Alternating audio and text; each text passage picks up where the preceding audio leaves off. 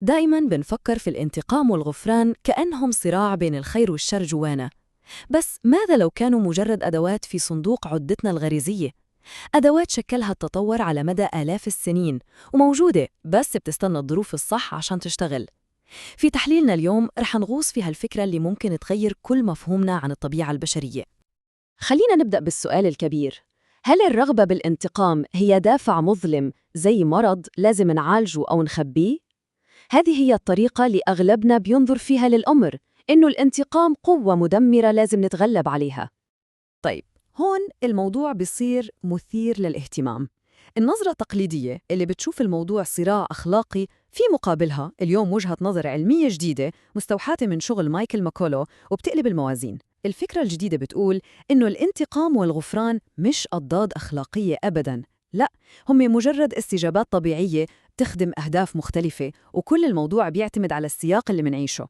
إذن خلينا نفكك شوي هالفكرة التقليدية، فكرة إنه الطبيعة البشرية في معركة مستمرة بين قوى الخير والشر اللي بداخلنا. بالضبط، يعني بنميل نصنف الانتقام كدافع شيطاني، وبالمقابل بنشوف الغفران دليل على طبيعتنا الخيرة. لكن يمكن هاي النظرة الأبيض والأسود هي المشكلة بحد ذاتها، لأنها بتتجاهل الصورة الكاملة. طيب، إذا ما كان صراع خير وشر، شو هو البديل؟ الفكرة الأساسية بتقول إن العامل الحاسم مش شخصيتنا، بل السياق اللي حوالينا. تخيلوا الموضوع كأنه في مفتاح غريزة جواتنا، والبيئة هي اللي بتقرر هل تلف جهة الانتقام أو جهة الغفران. ماكولو بيشوف إنه هدول الاستجابتين مش نقاط قوة أو ضعف بالشخصية، لا، هم مجرد سلوكيات غريزية، جزء من تصميمنا الأساسي، ومصممين يكونوا حساسين جدا للظروف. ببساطة هم جزء من عدة أدواتنا التطورية عشان نعيش ونتعايش. هالاقتباس لماركولو بيلخص الفكرة كلها ببراعة. المفارقة المدهشة هي إنه طبيعتنا البشرية ثابتة، لكن طريقة تعبيرها مرنة بشكل لا يصدق. وهون الأمل بالموضوع كله، ما منقدر نغير الطبيعة البشرية، بس منقدر نأثر على سلوكنا عن طريق تغيير السياق.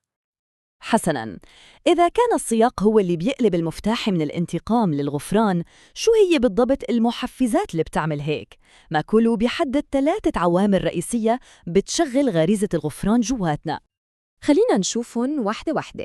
أولاً، الأهلية للرعاية، يعني قديش منهتم بهالشخص؟ أكيد أسهل بكتير نسامح صديق قريب بدل شخص غريب.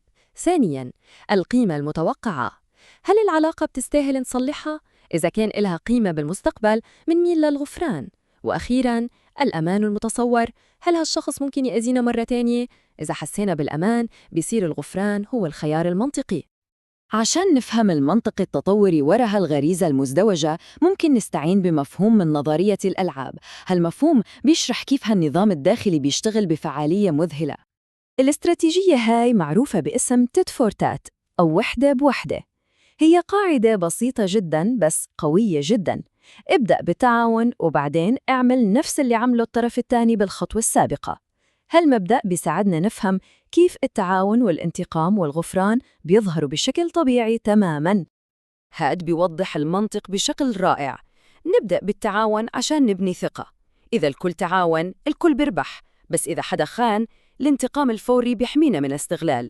لكن النقطة الحاسمة هي الخطوة الرابعة.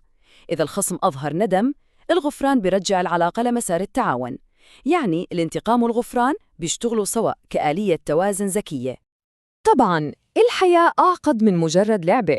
نموذج واحد بوحدة هو تبسيط مفيد، بس مهم كمان نشوف بعض الانتقادات والقيود على هالفكرة عشان ناخد صورة كاملة ومتوازنة.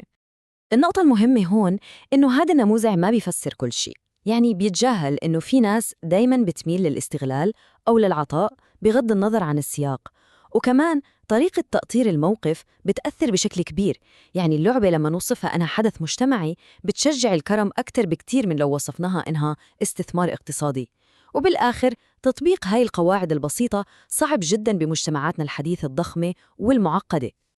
إذن بعد كل هذا التحليل، شو هي الرسالة الأساسية؟ شو هو الدرس العملي اللي ممكن ناخده معنا من شغل ماكولو؟ وهون بتيجي الفكرة المركزية القوية. بدل ما نحاول نصلح الناس أو نغير طبيعتهم الأساسية، لازم نركز على هندسة بيئاتنا، بالبيت، بالشغل، بالمجتمع، بطريقة تخلي غريزة الغفران تطلع بشكل طبيعي. ممكن نخلق عالم متسامح أكتر، مش بتغيير مين إحنا، بل بتغيير الظروف اللي منعيش فيها. وهذا بيتركنا مع سؤال محوري بيلخص كل الفكرة. هل الحل هو إنه نحاول نغير اللاعبين نفسهم أو نغير قواعد اللعب اللي الكل بيلعبها؟ سؤال بيستحق نفكر فيه بعمق.